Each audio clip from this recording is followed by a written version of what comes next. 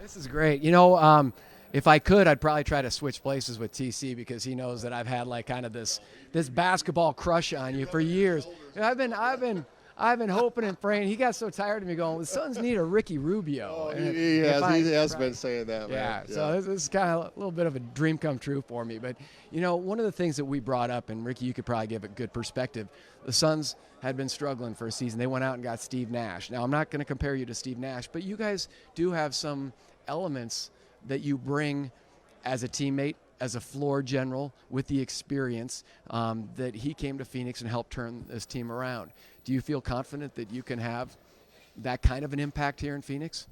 Well, if I have half of the success that he had, I'm good with it. But of course, I feel pretty confident right now, even after the FIBA World Cup.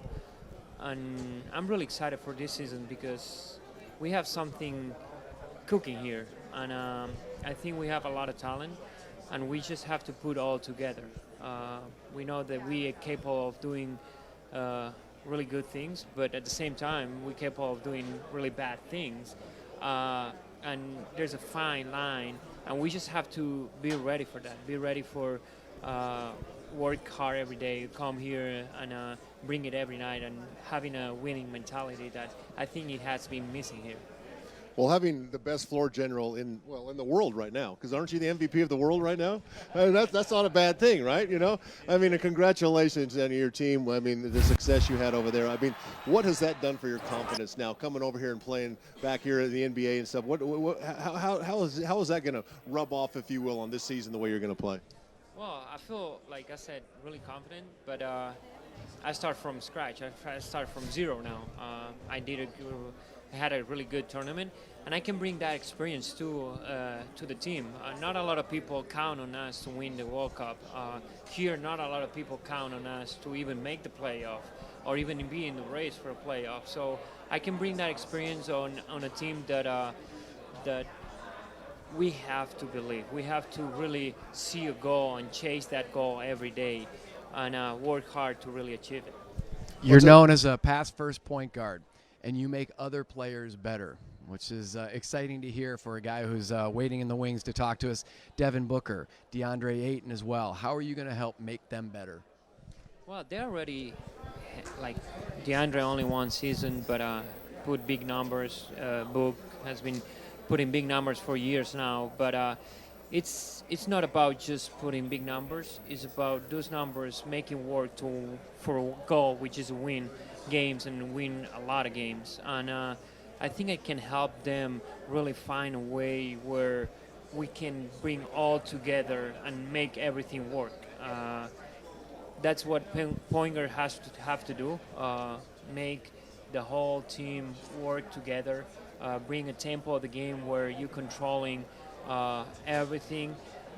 I'm not going to bring nothing that they haven't seen.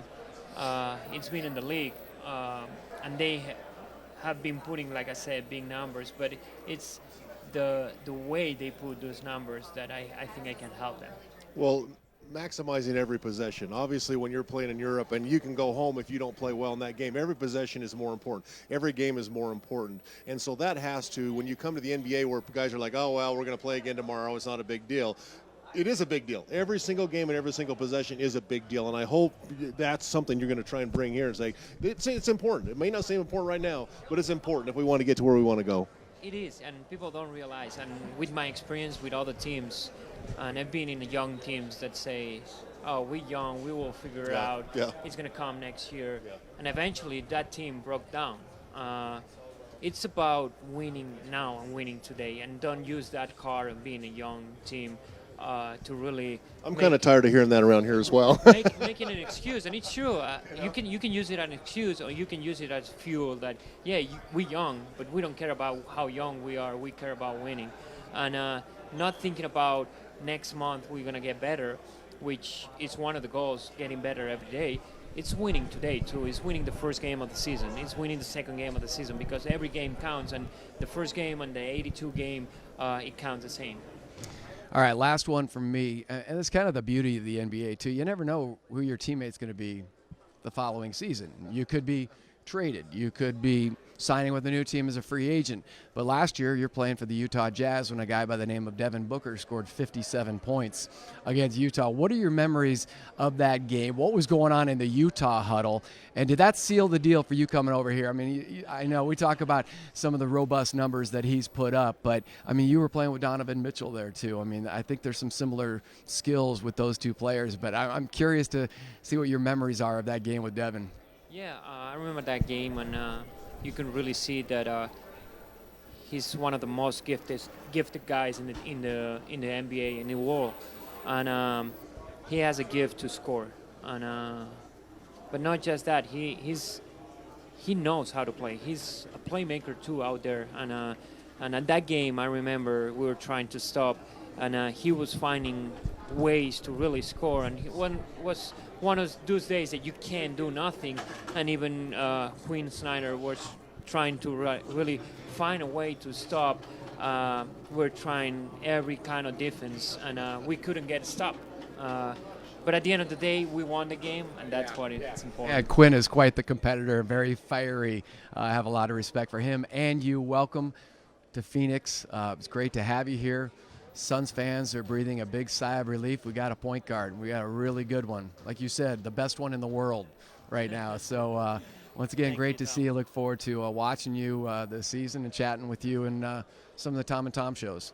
All right. We'll watch that show again. All right. Thank you, Ricky. Really appreciate it. All right. You feel like you need a month off or what? No, I'm ready to go. Seriously? All right. Seriously? No load management for Ricky Rubio right now. All right. You heard it here first.